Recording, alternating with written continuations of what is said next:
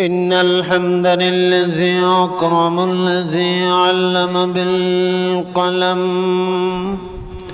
علم الإنسان ما لم يعلم فسبحان الذي لا امتنانه ولا باللسانه ولا بالقلم ونشهد أن لا إله إلا الله وحده لا شريك له الذي أرسله بالحق بشيرا ونذيرا وداعيا إلى الله بإذنه وسراجا قمرا منيرا إن الله ملائكته يصلون على النبي يا أيها الذين آمنوا صلوا عليه وسلموا تسليما اللهم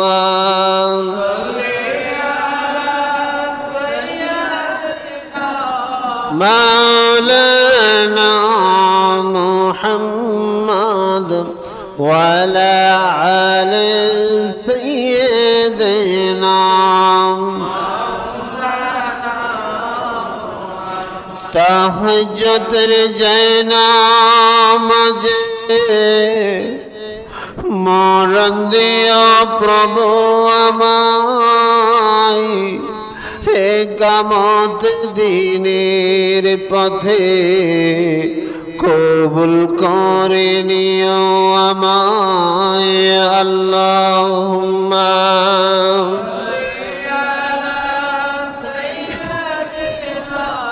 مولانا محمد وعلى آل سيدنا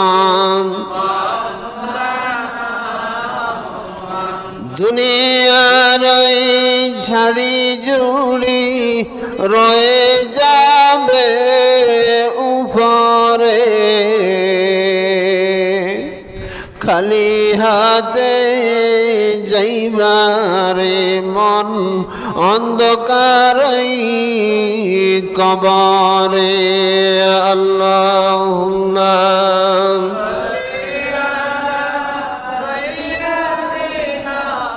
مولانا محمد وعلى آل سيدنا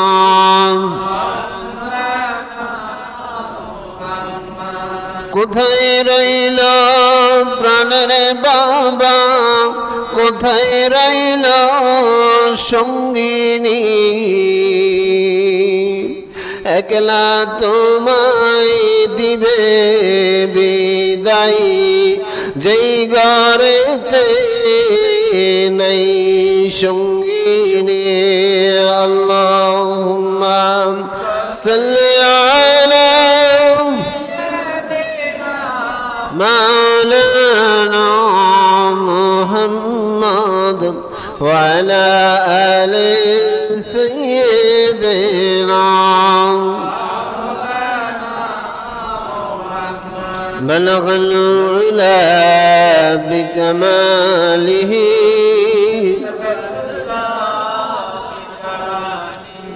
حسنت جميع خصاله मुझे कुछ मिले या ना मिले मोहम्मद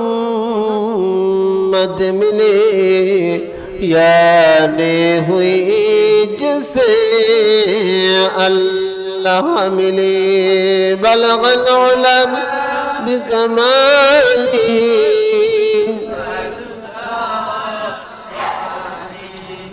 حسنت جميع خصاله ধন্য আমি ধন্য শুধুই তোমার জন্য ধন্য আমি ধন্য শুধুই তোমার জন্য তুমি ছাড়া আর কে আছে আমার তুমি ছাড়া আর কে আছে আমার এত কাছে অনন্য ধন্য আমি ধন্য শুধুই তোমার জন্য ধন্য আমি ধন্য শুধুই তোমার জন্য তোমার মতো মালিক যাদের আছে বিপদ মালাই তুচ্ছ তাদের কাছে তুমি আছো যার তার কাছে আর যা কিছু সবই নগণ্য ধন্য আমি ধন্য শুধুই তোমার জন্য ধন্য আমি ধন্য শুধুই তোমার জন্য তোমার খুশি থাকে যদি পুঁজি কামিয়াবি আসবে আমায় খুঁজি তোমার খুশি থাকে যদি পুঁজি কামিয়াবি আসবে আমায় খুঁজি তুমি আছো যার তার কাছে আর তুমি আছো যার ভয় নাই যে তার যা কিছু সবই নগণ্য ধন্য আমি ধন্য শুধুই তোমার জন্য ধন্য আমি ধন্য শুধুই তোমার জন্য সম্মানিত মুসল্লিয়ানে কেরাম মুরব্বিয়ানা ইজাম আজিজ কৃষক যুবক ভাইয়েরা কুচি কাছে বেগুনা মাসুম বাচ্চারা মাইকের আওয়াজ যে পরিমাণ বাহিরে শোনা যাচ্ছে পর্দার অন্তরালগত সম্মানিতা মা বোনেরা আমি সকলের প্রতি শ্রেণী মোতাবেক সালাম জ্ঞাপন করছি আসসালামু আলাইকুম ওয়া রাহমাতুল্লাহি ওয়া বারাকাতুহু আল্লাহ তাআলা দরবারে লাখ কোটি শুকরিয়া যে মনিব আমাদেরকে এক সপ্তাহ অতিবাহিত হবার পরে পুনরায় আবার মসজিদে আসার বসার তৌফিক দিলেন এই জন্য মাবুদের দরবারে কালিমাতু শুকর আদায় করছি সকলে বলছি আলহামদুলিল্লাহ রব্বানা লাকাল হামদ হামদান কাসীরান طيبا مباركا فيه يا ربي كما ينبغي لجلال وجهك وعظيم سلطانك মহান মাবুদের প্রশংসা করে নিলাম আল্লাহ মৃত্যু পর্যন্ত আল্লাহর প্রশংসার উপরে আমাদেরকে অবিচল অটল থাকার তৌফিক দান করুক সকলে বলেন আমিন আমি যে সঙ্গীতের মাধ্যমে যে কথা বললাম, আল্লাহর খুশি যদি আমাদের থাকে ফুজি, কামিয়াবি আসবে আমায় খুশি। আমাদের মেন উদ্দেশ্য থাকতে হবে আল্লাহকে খুশি করা। আমার রব যদি আমার উপরে খুশি থাকে, সারা দুনিয়া আমার উপরে অসন্তুষ্ট থাকলে আমার কিচ্ছু যা আসে না। আমার আল্লাহ যদি আমার উপরে রাজি থাকে, আমার উদ্দেশ্য হলো একটাই, আমার আল্লাহকে খুশি করে কবরে যাওয়া। আমার আল্লাহকে যদি খুশি করে আমি কবরে যাইতে পারি, ফাদখুলি ফি ইবাদি ওয়াদখুলি জান্নাতি, আমার জন্য জান্নাতের 8টা দরজা খুলে দিবেন তিনি কে? সম্মানিত হাজিরিন, আমরা কোরবানির প্রস্তুতি নিচ্ছি। আফসোসের বিষয়, অনুতাপের বিষয়, অনুশোচনার বিষয়, আমাদের ইবাদতগুলো এখন সরাসরি না হলেও ইনডাইরেক্টলি হয়েও লোক দেখানো ইবাদত হয়ে যাচ্ছে। আমাদের রমজান ধরা খাইছে যাই শপিং এর কাছে। রমজান মাসে কারো 10 suit, 5 suit, 3 suit, double suit না দিলে নাকি রোজার ঈদ পালন হয় না। মানে শপিং যার থেকে যত বেশি করতে পারে সে মনে করে ঈদটা তো ওখানেই সাকসেস। আসলে কি, রমজানে নতুন পোশাক পরিধান করে এদিক সেদিক হাঁটা চলা করার নাম কি ঈদ? না, মোটেই না। আর আমাদের কোরবানি ধরা খাইছে যাই আপনার প্রতিযোগিতার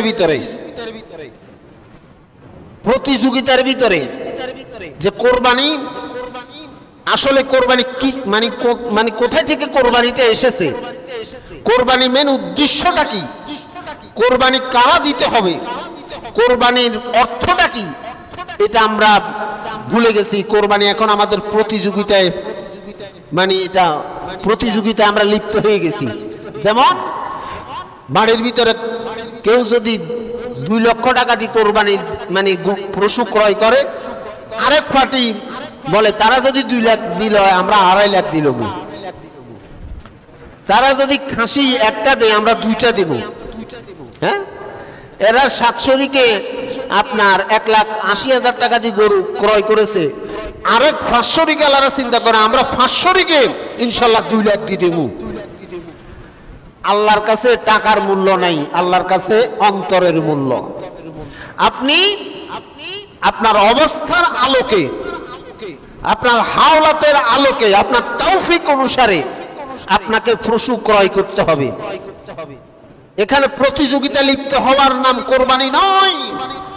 আপনার আমার উদ্দেশ্য থাকতে হবে, আমার তৌফিক আছে একটা ছাগল, ওই ছাগলটা আমি আল্লাহর জন্য কোরবানি করব। আমার আল্লাহ কে লক্ষ টাকা দিয়ে কোরবানি পশু ক্রয় করেছেন, আমার আল্লাহ এটা দেখবে না। আমার আল্লাহ দেখবেন কে তাকওয়ার সঙ্গে, উত্তম ঈমানের সঙ্গে আমার রাস্তায় একটা পশু ক্রয় করেছেন। আমার আল্লাহ তাআলা বলতেছেন, যারা আল্লাহর সন্তুষ্টির জন্য হালাল টাকা দিয়ে একটা পশু ক্রয় করে আল্লাহর রাস্তায় কোরবানি করবে, কেবলমাত্র আল্লাহকে খুশি করার জন্য যারা কোরবানি করবে, ওই কোরবানির পশুর গলার উপর দিয়ে যে ছুরি চালাবে, ছুরি বেয়ে রক্তগুলো জমিনে পড়ার আগেই আল্লাহর কুদরতি হাতে আল্লাহ গ্রহণ করে। সুবহানাল্লাহ। কিন্তু আমরা তো লোক দেখানো ইবাদত করতেছি। প্রতিযোগিতা, কার থেকে কে কত বেশি টাকা দিয়ে গরু ক্রয় করতে পারি, কিনতে পারি। কেন? বাড়ির ভিতরে যদি এরা কোরবানি দিয়েছে 2 লাখ টাকা দিয়ে, আমাদেরটা যদি 2.5 লাখ টাকা দিয়ে না দিই তাহলে ইজ্জত থাকেনি কেন রে বা? কোরবানের বেলায় আমরা এই প্রস্তুতির মানে প্রতিযোগিতা করতেছি। আমাদের এলাকার ভিতরে রোজা রাখার, বাড়ির ভিতরে 30 রোজা সম্পূর্ণ রেখেছেন এমন লোক নেই। তো আপনি যখন প্রতিযোগিতা করেন, এই প্রতিযোগিতা সে যখন 30 রোজা রেখেছেন, আপনি তার উপরে জিদ করি আপনি 30 রোজার পরের মাসেই আবার 6টা রোজার হুকুম আছে কি নেই, তো আমরা তখন জিদটা করেন না কেন? যে সে যখন আমাদের সভাপতি 30 রোজা রেখেছেন, আমি কি ওনার থেকে কি মানে দুর্বল নাকি, আমি 6 রোজাও থাকুম না, তখন এই প্রতিযোগিতা রাখতে না। ইবাদতের মাধ্যমে শুধু হিংসাটা জায়েজ আছে। সভাপতি সাহেব 6 রোজা রেখেছেন, আপনি 6 রোজার পরে আরো কয়েকটা একটা নফল রোজা রাখেন, যে সভাপতি বললে আমি কেন ফেরতেন না? হ্যাঁ, আল্লাযী খালাকাল মাউতা ওয়াল হায়াতা লিয়াবলুয়াকুম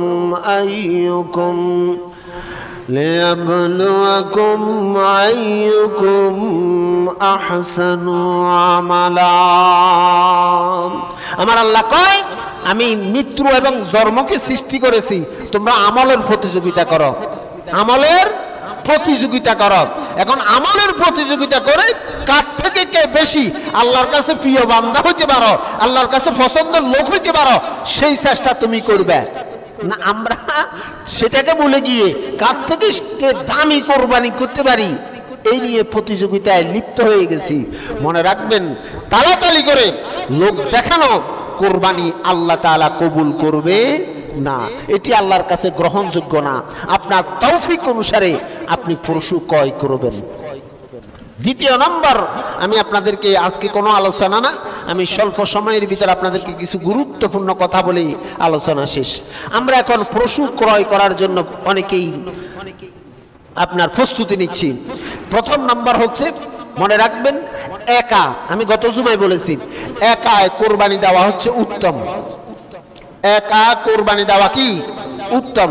যদি আপনার তৌফিক না থাকে, এক গরুতে 7টা শরীকে আপনি কোরবানি পশু ক্রয় করতে পারবেন। গরু কয়টা? একটা। শরীক হবে কয়টা? 7টা পর্যন্ত আপনাকে পশু ক্রয় করতে পারবেন। এখন এই শরীকদারগুলো আপনার সঙ্গে আপনি অ্যাডজাস্ট করার সময়, এখানে যেহেতু আপনি নিজে গোস্ত খাওয়া উদ্দেশ্য নয়, আপনার উদ্দেশ্য হচ্ছে কাকে খুশি করা? আল্লাহকে খুশি করা। তো আল্লাহ যখনই আপনি কি করলেন, পশু আপনার একা সম্ভব না, আপনি 7টা শরীক আপনার সঙ্গে অ্যাডজাস্ট করবেন। আমি একটা উদাহরণ দিই, শুনেন। আপনাদের দক্ষিণ বাড়ির জরিনা, উত্তর বাড়ির কাশেম, আপনাদের কারো নাম থাকলে এটা মনে কষ্ট নিয়ে না, আমি উদাহরণ দেওয়ার জন্য, বোঝানোর জন্য বলতেছি। দক্ষিণ বাড়ির জরিনা, উত্তর বাড়ির কাশেম, দুইজনই এই এলাকা থেকে বড় হয়েছে, কিন্তু দুইজন, একটা হলো রিস্তায় পানির পাশাপাশি, রিস্তায় চাচাতো বোন আর একটা চাচাতো ভাই। এই জরিনা আপনার বালেগ হবার পরে, সে ধরেন আপনার কলেজে পড়ে, ইউনিভার্সিটিতে পড়ে, কোনোদিন বোরকা পরে নেই, কোনোদিনও বোরকা পরে নেই, এবং কি সামাজিক যত খারাপের সঙ্গে জরিনা জড়িত। আচ্ছা বলেন তো, ওই পাশের বাড়ির কাশেমের কোন গুণ হইব? কোন গুণ হবে? গুনাহ হবে না। কেন গুনাহ হবে না? ওই মেয়ে পর্দা করে নাই, মেয়েটারই গুনাহ হবে, মেয়ের বাপমার গুনাহ হবে, মেয়ের গার্ডিয়ানের গুনাহ হবে, কিন্তু পাশের বাড়ির চাচাতো ভাই কাশেমের গুনাহ হবে না, কারণ কাশেম তার নিয়ারেস্ট কোন বন্ধনে আবদ্ধ নয়। যখনই কাশেম জরিনারে বিয়ে করছে, এলাকায় এলাকায় চাচাতো বোন জ্যাঠাতো বোনে বিয়ে হয় কি হয় না? যখনই জরিনারে কাশেমে বিয়ে করছে, এবারে জরিনারে কন্ট্রোল করা কাশেমের দায়িত্ব। এতক্ষণ দায়িত্ব ছিল না, যেহেতু জরিনা ছিল আরেক বাড়ির আরেক বাপের জি, কিন্তু যখনই কাশেমে বিয়ে করছে, যখনই কাশেমের সঙ্গে বিয়ের প্রস্তাব আইছে, তখনই এবারে কাশেমকে, ওই মেয়েকে কন্ট্রোলে রাখা, শরীয়তের গুণটিতে রাখা কাশেমের উপর কর্তব্য। যদি কাশেম তা না করে, স্বামীর হক আদায় না করে, তাহলে কি হবে কিয়ামতের ময়দানে? জরিনা যেরকম আসামি, কাশেমও সেরকম আসামি। এখন আপনি নিজে যেহেতু কোরবানি একা সম্ভব না, শরীকে আপনি কোরবানি করবেন, শরীকদার বাছাই করার সময় আপনাকে কিছু শর্ত আল্লাহ তাআলা দিয়ে দিয়েছেন। এক নম্বর, যে শরীকদার আপনি বাছাই করবেন, শরীকদার অবশ্যই অবশ্যই নামাজি হইতে হবে। শরীকদার অবশ্যই অবশ্যই কি হতে হবে? নামাজি হইতে হবে। এখন বলেন, আমার এই পাঞ্জাবি পুরা পাঞ্জাবিটা পবিত্র, কিন্তু এইখান দিয়ে সামান্য এতটুক আপনার নাফাকি লেগে রয়েছে। এখন এই সামান্য এইটুক নাফাকের কারণে পুরা পাঞ্জাবি ফাঁক না নাফাক? মাশাআল্লাহ, তো আপনারা বুঝছেন। এখন আপনি আল্লাহ সন্তুষ্টির জন্য আল্লাহর রাস্তায় কোরবানি করতেছেন, লগে দিয়ে জিগারলে কোরবানি করতেছেন, হ্যাঁ এই গজবে ঈদের দিনও ফজরের নামাজ পড়ে না, এরকম আছে কি নেই? তো কারো শরীকে লই কোরবানি করতেছেন। এই জন্য সম্ভব হলে একা কোরবানি দেওয়া উত্তম। শরিকদার অবশ্যই নামাজি হইতে হবে। দ্বিতীয় নাম্বার, শরিকদারকে অবশ্যই শিরক মুক্ত হইতে হবে। আপনি জানেন না সে কি গোপনে যদি শিরক করে, এই জন্য আপনি দায়বদ্ধ নয়। আমরা অনেকেই জানি সে কি করে, মাজারে গিয়ে সিজদা দেয়। আমরা জানি এই ধরনের লোক আছে, মাজারে গিয়ে আল্লাহ ছাড়া কাউকে সিজদা দেওয়া জায়েজ, কিন্তু আমরা জানি এই লোকটা মাজারে গিয়ে সিজদা দেয়। যারা আল্লাহ ছাড়া কারো কাছে মাথা নত করে, আল্লাহর সঙ্গে অংশীদার স্থাপন করে, জানা সত্ত্বেও ওই লোককে আপনি কোরবানের শরীকে রাখবেন না। তৃতীয় নম্বর, আপনাকে যেই জিনিসটা সাবধানতার সঙ্গে খেয়াল রাখতে হবে, কোন সুদখোরের লগে, যারা সুদের উপরে টাকা লাগায়, আপনি জানা সত্ত্বে সুদখোরের সঙ্গে কোরবানি দিলে আপনার কোরবানি কবুল হবে না। আপনি জানেন, অজানা, সে গোপনে দেয়, আপনি জানেন না, সেটা ভিন্ন ব্যাপার। কিন্তু যখনই আপনি জেনে গেছেন এই লোকটা কি খোর, সুদখোর, এই সুদখোরের সঙ্গে আপনি শরীকে কোরবানি দিলে আপনার কোরবানি দুরুস্ত হবে না। পঞ্চম নাম্বার, আপনাকে যেইটা খেয়াল রাখতে হবে, যেই ঘরের ভিতরে পর্দা নেই, মাও পর্দা করে না, স্ত্রীও পর্দা করে না, সার্বক্ষণিক ঘরের ভিতরে গান বাজনা মানে অব্যাহত আছে, আপনি ওই সমস্ত যারা পর্দা খেলাপ করে, আল্লাহর হুকুম পর্দা করা ফরজ। পর্দা করা কি? এখন যে নামাজ পড়তে এসেছেন, এই নামাজ পড়া কি ফরজ? নামাজ পড়া কি ফরজ? পর্দা করা কি ফরজ? আর কোরবানি দেওয়া কি ওয়াজিব? এই তো মাশাআল্লাহ, কোরবানি দেওয়া কি তাহলে ফরজ বড় না ওয়াজিব বড়? তো আপনি জানা সত্ত্বে যে লোক ফরজ তরক করে, আপনি ওয়াজিবের শরীকদার, তারা কেন নিলেন? কেন নিলেন? এই জন্য যারা আল্লাহর হুকুম ভঙ্গ করে, তারা আমাদের কখনো বন্ধু হতে পারে। মনে রাখবেন, আপনারা ভাই হচ্ছেন তিনজন। ভাই হচ্ছেন কয়জন? তিনজন ভাই। তিনজনের ভিতরে দুইজন নামাজ পড়ে, মোটামুটি ইসলামের কাঠামোগুলো মেনে চলার মানে চেষ্টা করে। এই তিনজনের ভিতরে একজন নামাজও পড়ে না, সে মানে ধরেন আপনার যাবতীয় অশ্লীল কর্মকাণ্ডের সঙ্গে সে লিপ্ত, এমন কোন কাজ নেই সে করে না। এখন শরীয়ত বলতেছে, এবং আপনার বাড়ির পাশে আরেকটা লোক, আপনাদের এলাকারও না, সেও অন্য ধরেন আপনার, এটা তো কাবিলপুর, ও মহিদিপুর আসি, সে আপনার বাড়ির পাশে বাড়ি করেছে। এখন শরীয়ত বলতেছে এই লোকটা নামাজও পড়ে, 5 ওয়াক্ত মসজিদেও আসে, ইবাদত সম্পূর্ণরূপে মানার চেষ্টা করে। এখন আর আপনার নিজের ব্লাড কানেকশন ভাই, এই ভাই কি করে না? নামাজ পড়ে না, আল্লাহর হুকুম হাকাম মেনে চলে না, কোরআন সুন্নাহর বিরোধিতা করে। এখন ইসলাম বলতেছে ভাই তোর আপন নয়, ওই পাড়া প্রতিবেশী জিগায় ইয়ারে তুই শরীকে ল, বাইরে তুই হালাই দে। ভাই জানো যে কি কর, যে বাইরে আপনি প্রকাশ্যে বলে দিবেন, ভাই মনে কষ্ট নিচ্ছা যে তুই কোন নামাজ পড়স না, তোর লগে আমার লগে কি? যদিও আমরা দুইজন একই মায়ের পেটের সন্তান, একই মায়ের পেটের ব্লাডের ভাই, কিন্তু আমার আল্লাহ বলতেছেন তুই আল্লাহ আপন নয়, ও মহিদিপুরের হিগে আল্লাহ আপন। যার ভিতরে ঈমান থাকে, আল্লাহর ভয় থাকে, তাকওয়া থাকে, সেই তোমার বন্ধু। আর আপন ব্লাডের ভাই হইলে কি, যেই ভাই আল্লাহর সঙ্গে বন্ধুত্ব রাখে না, ওই ভাই তোমার বন্ধু হতে।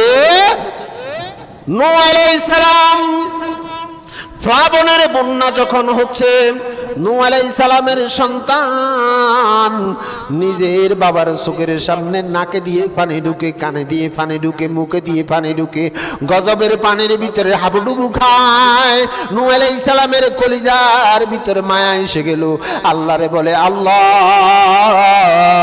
তুমি তো আমারে বাবা বানাইছো, আমার কলিজার ভিতরে সন্তানের প্রতি ভালোবাসা দিলা। আল্লাহ আমার চোখের সামনে আমার ছেলেটা মারা যায়, গজবের পানির ভিতরে হাবুডুবু খায়। আল্লাহ তুমি যদি আমারে অর্ডার দাও, হুকুম দাও, আমি আমার সন্তানটারে নৌকায় উঠাইয়া নিতাম। আমার আল্লাহ তাআলা কোন দ্বিতীয়বার এই সন্তানের জন্য আমার কাছে দোয়া করবা না, আমার কাছে ফরিয়াদ করবা না। দ্বিতীয়বার যদি এই সন্তানের জন্য আমার কাছে দোয়া করো, ও নবুয়তের দপ্তরি থেকে তোমার নাম আমি কেটে দেব। এর দ্বারা প্রমাণিত হয় নিজের অরুষজাত সন্তান মুসলমান তোমার কাছে আপন নয়, পাড়া প্রতিবেশী যে আল্লাহর উপরে ঈমান আনে, আল্লাহর হুকুম আহকাম গুলো মেনে চলে, তাকেই তুমি শরীকে নিয়ে কোরবানি আদায় করো। তোমার ভাই বুঝক যে তুই আর আপন ভাই, নামাজ না পড়ার কারণে আমারে শরীকে লয় না। হে এইটা লই যদি আল্লাহ ইউনিয়ন পরিষদে গিয়ে বিচারতে যে মানিক মিয়া মসজিদের সভাপতি আপন ভাই বড় ভাই আমার শরীকে রাখে না, চেয়ারম্যানে দেবো কিল্লাই কইব নামাজ পড়ি না হিয়া। এবার বিচার কি এতের পক্ষে যাইব না মানিক মিয়ার পক্ষে যাবে বলেন? সে নামাজ পড়ে না এই বিচার লইয়া বড় বিষয় যাই যদি বাদই হয়, তো চেয়ারম্যানে এতের পিছনে দুই ভাই দিকে তুই বেটা নামাজ হড়স না কা, যদিও চেয়ারম্যানে নামাজ না পড়ুক কিন্তু তারপরেও তো নামাজির পক্ষে রায় দিবে, বেটা তুই নামাজ পড়স না আবার ইয়ে না আসুন বিচার লই। আপনাকে এই জিনিসটা করতে হবে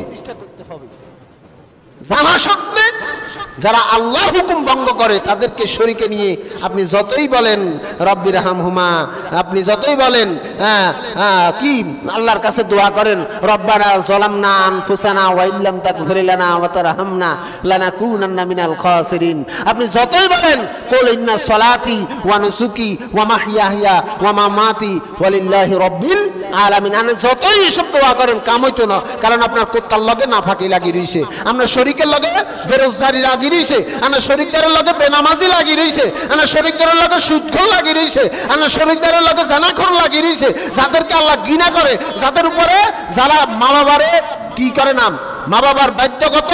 ও আরো একটা পয়েন্ট, আপনার শরীকদার আপনি জানা সত্ত্বে আপনি খেয়াল করবেন এই শরীকদারে যারলে আপনি অংশ মানে শরীকে নিয়ে কোরবানি দিতেছেন ওই শরীকদারে মা বাবারে বাদ দে না, আছে কি নাই? মারে মা কয় না, বাপেরে বাপ কয় না, আল্লাহর ঈদের দিন বাবারে যাই সালাম এই ধরনের টাকা আছে কি নাই? এই আপনি যদি হেতের এলে কোরবানি দেন আপনার কোরবানি ওইতো না ওইতো না ওইতো না হারাম। কারণ ইব্রাহিম আলাইহিস সালাম যে ইসমাইলকে কোরবানি দিয়েছে, ইসমাইল আলাইহিস সালাম ইব্রাহিমের সিদ্ধান্তে একমত ছিল না দ্বিমত ছিল। যখনই বললো যে তোমারে আল্লাহর ওয়ার্ডার তোমারে আমি আল্লাহর রাস্তায় কোরবানি করতাম, ইসমাইল আলাইহিস সালাম কয় আলহামদুলিল্লাহ আমি এক মুহূর্তের জন্য আমি কি করলাম না ফিসফা হলাম না, আব্বা আপনার সিদ্ধান্ত আল্লাহর সিদ্ধান্ত, আমার সিদ্ধান্ত একমত, আপনি আল্লাহর ওয়ার্ডার পালন করেন, সুবহানাল্লাহ বলেন। তাহলে বাপের সিদ্ধান্তে ইসমাইল ছিল একমত। এখন যারা ইব্রাহিমের কোরবানি দিতেছেন কিন্তু বাপের সিদ্ধান্তে আপনি একমত নয়, মায়ের সিদ্ধান্তে একমত নয়, তাহলে আপনার কোরবানি কেমনে আল্লাহ কবুল করিব? আপনার উপরে তো আল্লাহর গজব। আল্লাহ তাআলা বলতেছেন ওয়াকাদা রাব্বুকা আল্লা তা'বুদু ইল্লা ইয়্যাহু ওয়া বিল ওয়ালিদাইনি ইহসানা। আমার আল্লাহ তাআলা বলেন হে গোলাম তোমাদেরকে আমি আল্লাহ সৃষ্টি করেছি, আমার গোলামি করো, আমার দাসত্ব করো, আমার হুকুম পালন করো, আর আমার দাসত্ব আমার গোলামির পরে তোমরা তোমাদের মা বাবার খিদমত করো, ইহসান করো। যারা আল্লাহর ওয়ার্ডার ভঙ্গ করে, মারে মা কয় না, বাবার বাবা কয় না, বাবার সিদ্ধান্তের উপরে খুশি থাকে না, বোন নামে অ্যাকাউন্ট করে, শ্বশুরের বাবা জীবিত থাকা অবস্থায় শ্বশুরকে আব্বা ডাকে, বাবার সামনে মনে রাখবেন শরীয়তের একটা চিকন মাসালা শুনে যান, নিজের জন্মদাতা আব্বার সামনে ঘন ঘন শ্বশুরের আব্বা বলা জায়েজ নেই। সিয়ান মাসালা বুঝছেননি? নিজের বাবার সামনে ঘন ঘন বাবারে হুনাই, শ্বশুরের বারবার আব্বা ডাকলে বাবার মনে হয়তো বা মন ভারী হয়ে যেতে পারে, এই জন্য বাবারে শুনাই শুনাই বেশি বেশি শ্বশুরের আব্বা আব্বু আব্বু এগুলা করা জায়েজ নেই। এখন এই গজবটা যদি যায় কোরবানির সময়, কোরবানি লই হাতের শরীক দ্বারা ঢুকেই আপনি কোরবানি দিয়ে আল্লাহর কাছে দোয়া করেন, ওই তো নয় তো আপনার কোরবানিটাও বরবাদ। এই জন্য যতটুকু সম্ভব চেষ্টা করবেন শরীকদার গুলো বাছাই করে নেওয়ার চেষ্টা করবেন। হ্যাঁ, যারা নামাজ পড়ে না তারা কি হুজুর কোরবানি দিত না? দিব। মনে রাখবেন যারা আত্মহত্যা করে, আজকে একটা মাসালা শুনে যান, যারা আত্মহত্যা করে, এই গত কয়েকদিন আগে আমাদের ধাগুমিয়া বড়ইয়াতে গাছের আঘাত এক ছেলে 2-3 দিন আগে, আপনারা ফেসবুকে পাইছেন কিনা জানি না, গাছের আঘাত এই ছেলে ফাঁসে দিমুরিস, এই 2-3 দিন আগে ফেসবুকে দেখলাম আমি ধাগুমিয়া বড়ইয়া। এখন যারা হাসিতে আত্মহত্যা করে, বিষ খায়, নিজের জীবন নিজে দিয়ে দেয়, এদের জানাজা মসজিদের ইমাম সাহেবের দাবা জায়েজ? মসজিদের ইমাম সাহেব জানাজা দিতে পারবে? জানাজা দিতে পারবে তো এই লোকটার কি জানাজা হইতো না? জানাজা হইব নি? তবে জানাজা কে দিব? জানাজা দিব হের আত্মীয় স্বজনের ভিতরে যদি কোনো আত্মীয় মানে তালেবুল ইলম মাদ্রাসার ছাত্র মাত্র থাকে, তারা আল্লাহু আকবার বলি হেরে শেষ করে দিব, শেষ। এবং কি শরীয়তের মাসালা বড় কঠিন, মসজিদের খাট নিয়ে তাকে খাটে কান্দে করে নেওয়া যায়, কত কঠিন। হ্যাঁ, এখন যারা বেনামাজির লোকে কোরবান দেখ যা হইব তা, বেরোজগারি লোক কোরবান দেখ যা হইব, সুদখোর আরেক সুদখোরের টোয়াইলক যা হইব। আমরা এর যদি এর সুদখোরের কোরবানি আল্লাহ কবুল করে করক, আমাকে অসুবিধা কি? কিন্তু আমার আল্লাহ বলতেছেন জানা সত্ত্বে সুদখোরের লগে তোমরা বন্ধুত্ব করিও। কোরবানের সঙ্গে বন্ধুত্ব অবশ্যই রাখতে হবে। দুইজনের মত যদি এক না হয় কোরবানি কি আল্লাহ কবুল করব? তো আপনার লগে তো আপনি এর তো অন্তর থেকে পছন্দই করেন না, তো এর লগে আপনি করু দিলে হুজুর ঠেইয়া তো ঠেকি তোর কোরবান দিবে কইছে কে? কোরবানি এখন আমাদের ইজ্জতের সওয়াল আসি দাঁড়াই গেছে। কোরবান না দিলে আপনার ঘরের ভিতরে বলে কি যে নতুন মাইয়া বিয়ে দিছি, বেআই আছে বেআইন আছে, কইব কি মাইয়ার মুখান ছোট হয়ে যাব।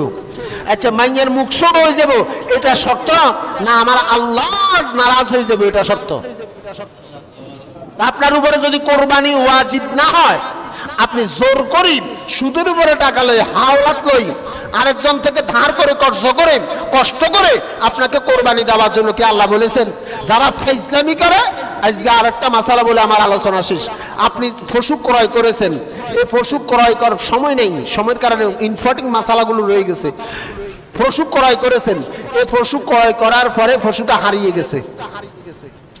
যদি আপনার উপরে কোরবানি ওয়াজিব হয়, আপনি পশুটা ক্রয় করার পরে পশুটা হারিয়ে গেছে, হারিয়ে যাবার পরে আপনি আরেকটা পশু ক্রয় করেছেন, কোরবানি তো দন লাগবে, ইয়া যখন আজি গেছে আরেকটা পশু ক্রয় করেছেন, কিন্তু ইজা কিনার পরে আগের গ হয়েছেন, ইজা কিনার পরে আগের গ পাই গেছেন, সন্ধান পাইছেন ইগে অমুক জায়গায় আছে।